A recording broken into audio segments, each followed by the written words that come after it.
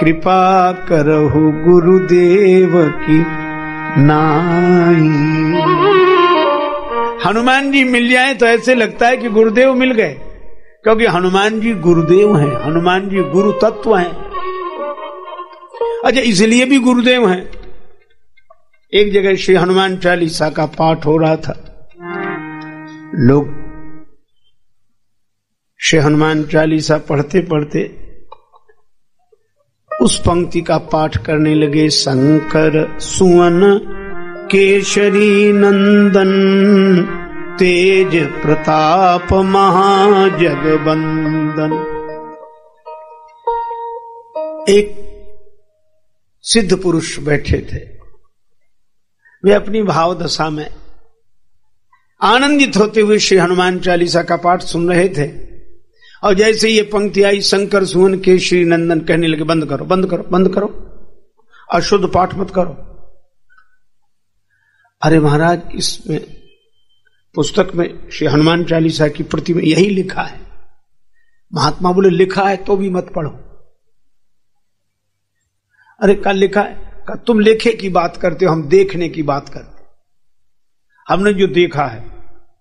तो क्या महात्मा बोले शंकर सुवन केशरी नंदन मत कहो, ये पढ़ो शंकर स्वयं केशरी नंदन।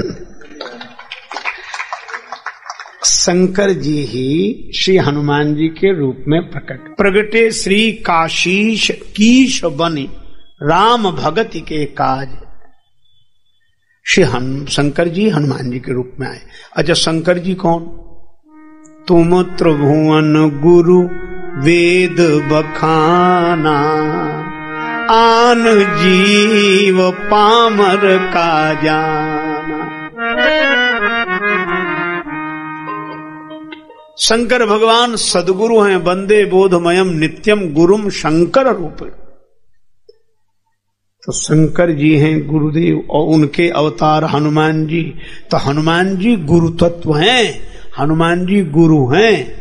इसलिए गुरु को पाना हो तो हनुमान जी को देखो, हनुमान जी के रूप में सदगुरु मिल जाते हैं। अच्छा, और एक बात कहूं, तुलसीदास जी को हनुमान जी गुरु रूप में दिखाई देते,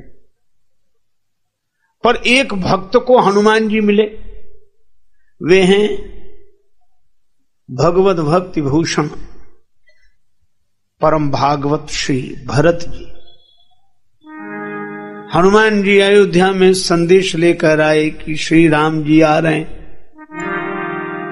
रिपुरण जीत सुजस सुर गावत, सीता सहित अनुज प्रभुआवत।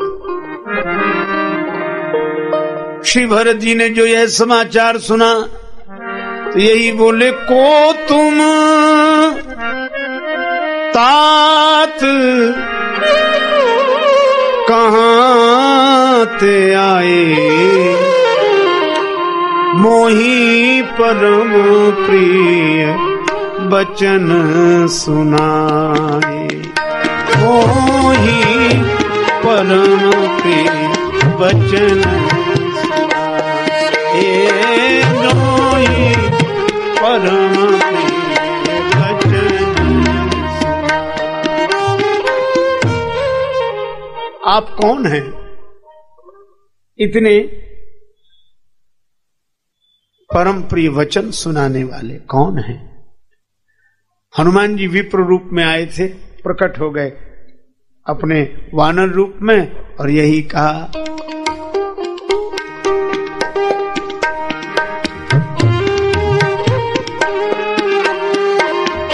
मारुत सुत में कपि हनुमाना, मारुत सुत में कपि हनुमाना, नाम मोर सुनो कृपा निधाना, नाम मोर कृपा निधाना, नाम मोर सुनो।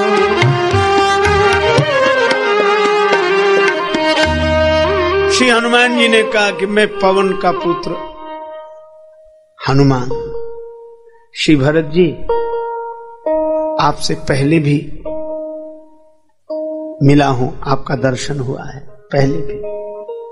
हाँ, अरे हनुमान जी, श्री भरत जी ने भुजाएं बढ़ाई, हनुमान जी को हृदय से लगा दिया, अत्यंत आनंदित हुए। और मिलकर जब अलग हुए तो श्री भरत जी ने श्री हनुमान जी से कहा, क्या आप सचमुच हनुमान हो? हनुमान जी ने कहा, सचमुच के हनुमान कैसे होते, हम तो हैं वही हनुमान ही हैं। भरत जी अत्यंत भाव भरी दशा में कहते हैं कि यह तो मैं भी समझ रहा हूं कि आप हनुमान हो, हमारे नेत्र कहते हैं कि आप हनुमान हो, बुद्धि कहती है कि आप हनुमान हो, बुद्धि कहती है कि आप हनुमान हो, नेत्र कहते हैं कि आप हनुमान हो, लेकिन जब आपको हृदय से लगाता हूं तो हृदय कुछ और बोलने लगता है। का हृदय क्या बोलता है? श्री भरत जी कहते हैं, जब आपको हृदय से लगाता हूं तो ऐसे लगता है, कपि तव दरस सकल दुख बीते, मिले आज मोहि राम प्रीते। आंखों से देखने पर हनुमान दिखते हो, बुद्धि कहती है कि आप हनुमान हो, लेकिन जब हृदय से लगाता हूं तो ऐसे लगता है कि हनुमान जी से नहीं राम जी से मिल रहा हूं। तो कहीं आप राम जी तो नहीं है इस रूप में आ गए? हनुमान जी के आंसू बरसने लगे। राम जी के मिलन का अनुभव क्यों हो रहा है? क्योंकि जासु हृदय आगार, बस ही राम सर चाप धर, तो राम जासु हृदय आगार।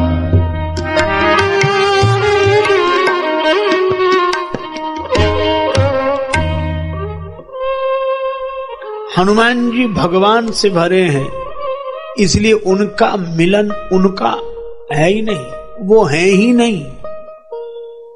और जब वो हो तो लगे कि वो हैं। अच्छा देखो, आपको एक बात बताएं, सूर्य उदय तो होता है पर दीवार के कारण प्रकाश भीतर नहीं आ पाता है। जैसी प्रकाश बाहर भीतर आना चाहता है दीवाल, अच्छा अगर दीवाल की जगह द्वार हो तब तो प्रकाश को आने में कोई कठिनाई नहीं, द्वार से तो प्रकाश पहुंच जाता है, दीवार से नहीं पहुंचता। और दीवार और द्वार में अधिक अंतर नहीं है। द्वार में कुछ लगा दो तो द्वार ही दीवार है, और दीवार में से कुछ हटा दो तो दीवार ही द्वार है। द्वार में कुछ लगा दो तो द्वार ही दीवार है, और दीवार में से कुछ हटा दो तो दीवार ही द्वार है। इसी तरह जिनके जीवन में द्वार और दीवार का अंतर स्पष्ट हो गया, अर्थात जिनकी जिंदगी की दीवार में से अहंकार का कुछ हट गया, तो ये जिंदगी दीवार नहीं द्वार बन जाती है। अहंकार का कुछ हटते ही जिंदगी दीवार नहीं द्वार बन जाती है, और अहंकार का कुछ लगते ही यह द्वार ही दीवार बन जाता है।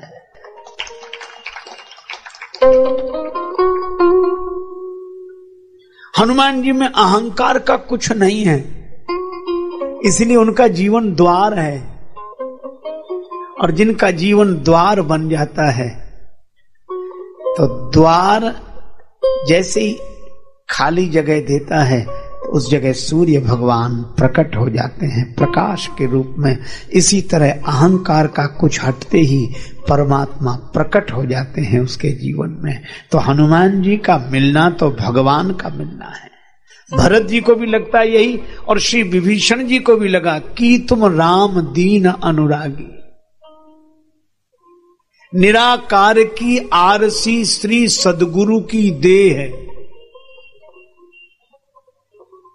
सद्गुरु का जो स्वरूप है वो दर्पण है, और दर्पण में उसका कोई अपना चेहरा नहीं होता, इसलिए सबके चेहरे उसमें दिखते हैं। निराकार की आरसी श्री सद्गुरु की देह है, और लखा जो चाहे अलख को सो इनमें लख ले। अलख भी जिनमें लखा जाता है। वह हनुमान जी में ऐसी उनकी चरित्र की पवित्रता ऊंचाई है कि वो है ही नहीं। मैं न बंदा था न खुदा था, श्री स्वामी रामतीर्थ जी महाराज कहते हैं, मैं न बंदा था न खुदा था, मुझे मालूम न था, दोनों इल्लत से जुदा था, मुझे मालूम न था, और वजह मालूम हुई तुझसे न मिलने की है सनम, मैं ही खुद पर्दा बना था, मुझे मालूम न था। ये और सचमुच हनुमान जी वो हैं, पर्दा हट गया है, भगवान उनमें से। अच्छा, तीसरी बात हमने कही कि हनुमान जी भक्ति। भरत जी ने इस रूप में हनुमान जी को देखा, और विभीषण जी क्या कहते हैं कि तुम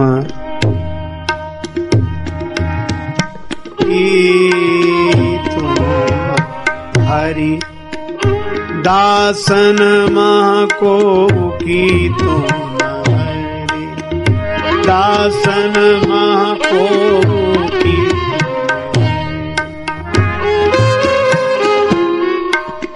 मोरे हृदय प्रीति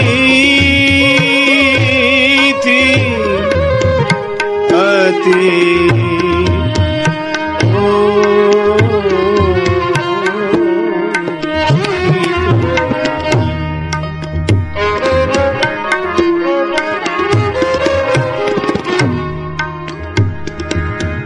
हरिदासन को कि तुम हरि।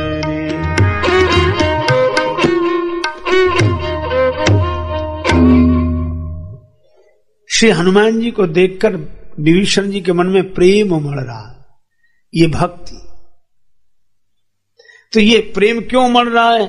क्योंकि हनुमान जी के पास भक्ति प्रमाण राम रसायन तुम्हारे पासा।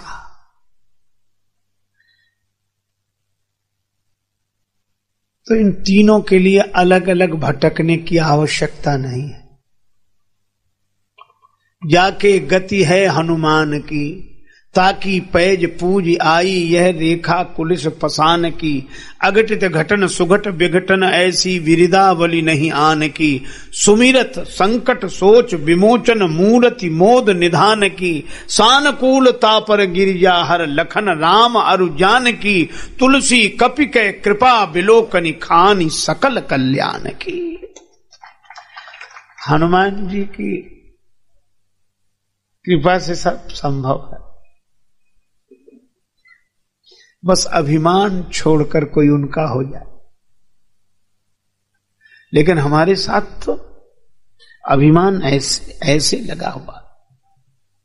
एक भिखारी किसी घर के द्वार रोज आता भिक्षा मांग, रोज आता भिक्षा मांग। वृद्धा बैठी रहती द्वार पर, मना कर देती बुरी तरह, चलो बाबा कुछ नहीं, चलो तुम्हें और कोई काम नहीं, यही घर मिलता है, रोज आ जाते हो, चलो कुछ नहीं। रोज मना करती पर भिखारी ठहरा, वह भी रोज आता तो बढ़िया फिर मना करती। ये नियम था, वो मना करना बंद न करे, वो आना बंद न करे। एक दिन वो वृद्धा कहीं गई थी मोहल्ले में किसी के यहां, पीछे से वो भिखारी आया तो बहू थी घर में, कुछ मिल जाए भिक्षा। तो बहू ने कहा कि बाबा जाओ, कुछ नहीं है, जाओ। भिखारी चला गया। रास्ते में वो सास मिल गई, वो वृद्धा, कहां गए थे बाबा? तुम्हारे यहां गए थे। कुछ मिला ना? क्यों? बहू ने मना कर दिया। बहू ने मना किया? बहू कौन होती मना करने वाली? चलो लौटकर। भिखारी ने सोचा इन दोनों के झगड़े में हमें फायदा, वो भी आ गया। सास ने कहा तूने मना किया? बहू बोली जी माता जी। क्यों किया? आप करती थी ना रोज में, तो जो मैं करूंगी सो तू करेगी? मेरी बराबरी कर रही है, कल से आई है, तेरा हुक्म चलेगा? मैं जो कहती हूं वह होता है, तूने कैसे कहा? बहुत डांटा। बहू बोली गलती हो। गलती? अच्छा गलती है ये, मेरी बराबरी कर रही है, अपराध है, बहुत बड़ा अपराध। माता जी हाँ, बहुत डांटा। भिखारी ने सोचा कि अब ठीक है, लेकिन बहू को डांटती हुई सास बोली मना करती तो मैं करती, तू कौन है मना करने वाला? और इतना कहकर भिखारी से बोली बाबा अब मैं मना करूं, कुछ नहीं है, जा। तो हमारे अभिमान की हालत तो ऐसी है कि मना भी करें तो हम करें।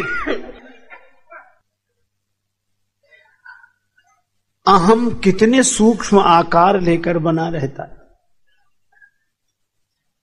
एक बार 1000 रुपए की इनाम रखी, चंचल घोड़ा, इस पर कोई बैठकर सवारी करके बता दे। वो घोड़ा इतना चंचल कि जो पीठ पर बैठे उसी को गिरा दे। एक आदमी बोला मैं इनाम जीतूंगा, 1000 रुपए में बैठूंगा। बैठा, घोड़े पर बैठा, घोड़े ने छलांग लगाई, एक बार में एक हाथ आगे खिसक गया, दूसरी बार में यहां सिर तक, तीसरी बार में गिर गया। लोगों ने कहा हार गया, हार गया। बोला कौन? उठकर खड़ा, कौन कहता हार गया? जीत गया हूं, 1000 रुपए दो। बोले कहा कि धूल तो झड़ाओ, नीचे गिर गए। कहा हम नीचे गिरे ही नहीं। कहा क्यों नहीं गिरे? सबके सामने गिरे। बोले सब कहते रहे, हम माने तब तो, हम गिरे ही नहीं। गिरे नहीं तो फिर घटना क्या घटी? उसने कहा हम तो प्रगतिवादी हैं। घोड़े ने छलांग लगाई, एक हाथ आगे बढ़ गए, दूसरी छलांग में सिर तक आ गए, और तीसरी छलांग में गिरे नहीं, हम तो आगे बढ़ रहे थे। अब घोड़ा ही खत्म हो जाए तो हम क्या करें? कुछ लोग ऐसे भी गिरने को भी गिरना नहीं मानते, दुर्गति को भी प्रगति। हम तो आगे बढ़ रहे थे। एक आदमी रास्ते से जा रहा था, दूसरा आदमी छत पे टहल रहा था, पान खाए हुए था, बिना सोचे समझे पान की पीक नीचे चला दी, और राहगीर बेचारा टोपी लगा उसके सिर पे गिरी। तो उसने ऐसे देख के कहा कि भाई साहब नीचे देखकर नहीं थूक सकते? तो भी उसको गलती मान के भाई गलती हो गई, माफ करो भाई ना।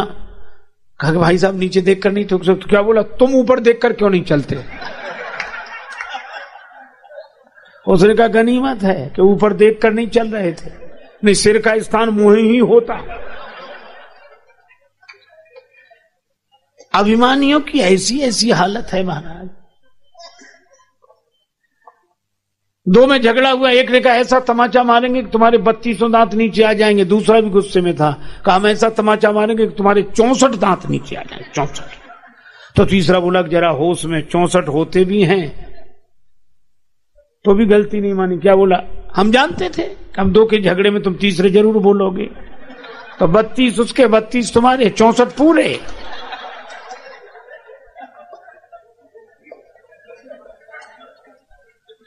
इसलिए भाई हमारी तो यह दशा है। और हनुमान जी पीछे रहे तो भी कुछ नहीं, आगे रहे तो भी कुछ। पीछे रहे तो गिलानी नहीं, आगे रहे तो अभिमान नहीं। लंका में वंदन हुआ, लंकनी ने वंदन किया, तात मोरी अति पुण्य बहुता, देखियो नयन राम कर दो। वंदन हुआ तो भी कोई फर्क नहीं पड़ा, और दूसरे दिन बंधन में बंध गए तो भी कोई फर्क नहीं। मोह न कछ बांधे कई लाजा, कीन चाहो निज प्रभु कर काजा। न ग्लानि है न गुमान है, ऐसे जिसमें न ग्लानि हो न गुमान हो, ऐसे श्री हनुमान है। अब हनुमान जी को इन तीनों रूपों में देखना चाहिए। अब गुरु रूप में अगर देखें तो वानरों के साथ हनुमान जी जा रहे हैं और वानर सीता जी को खोजने जा रहे हैं, जंगल में भटक गए। भगवान शंकराचार्य कहते हैं कि महान गंभीर गहन वन जंगल क्या है? वे कहते हैं शब्द जालम महारण्यम चित्त भ्रमण कारणम। ये शब्द जाल बहुत बड़ा जंगल है, चित्त को भ्रमित करने का कारण है शब्द।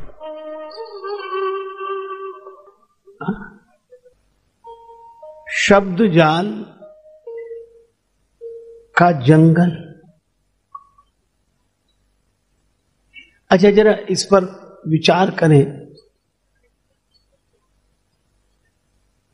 भगवान शंकराचार्य कहते हैं कि शब्द जाल का जंगल है, लेकिन क्या यह भी शब्द नहीं है? जैसे कोई कहे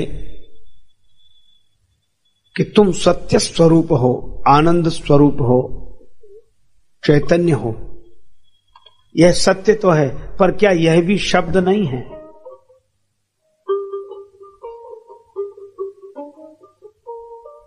तो क्या तो शब्द भटकाता है या शब्द सत्य तक पहुंचाता है? पर भगवान शंकराचार्य कहते हैं कि जंगल है, भटका देता है। चलो, इसको आप ऐसे विचार करो कि शब्द बहुत जरूरी है, लेकिन असावधानी हुई तो जो शब्द सत्य तक पहुंचाता है, असावधानी होने पर वही पूरी तरह भटका देता है। कैसे? ऐसे समझो कि जैसे हम लोग दुनिया भर देखना चाहें तो देखते ही हैं, भगवान ने आंखें दी हैं, अकल दी है, देख लेते हैं। लेकिन अगर अपना चेहरा देखना हो तो दर्पण की जरूरत है कि नहीं? तो दर्पण के बिना चेहरे का ज्ञान होगा? नहीं होगा। तो दर्पण चेहरे तक पहुंचाता है कि भटकाता है? चेहरे तक पहुंचाता है। लेकिन दर्पण भटका भी सकता है। कब भटका देता है? कि जब हम चेहरा देखते हैं दर्पण में तो कहां दिखता है? वहां दर्पण में दिखता है। अच्छा, आप विचार करो, क्या दर्पण में चेहरा है? विडंबना यही है कि जहां दिखता है वहां होता नहीं है, और जहां होता है वहां दिखता नहीं है। जहां होता है वहां दिखता नहीं, और जहां दिखता है वहां होता नहीं। अब दर्पण में दिखने वाले चेहरे को ही कोई सत्य समझ ले और जिंदगी भर उधर हाथ मारे कि इसकी नाक पकड़ने, कान आएगा कभी पकड़, और कभी सोचे कि हो सकता है कि हम भोजन करके पकड़ रहे हैं, इसलिए फलाहार करें तो शायद आ जाए, व्रत करने से आ जाए।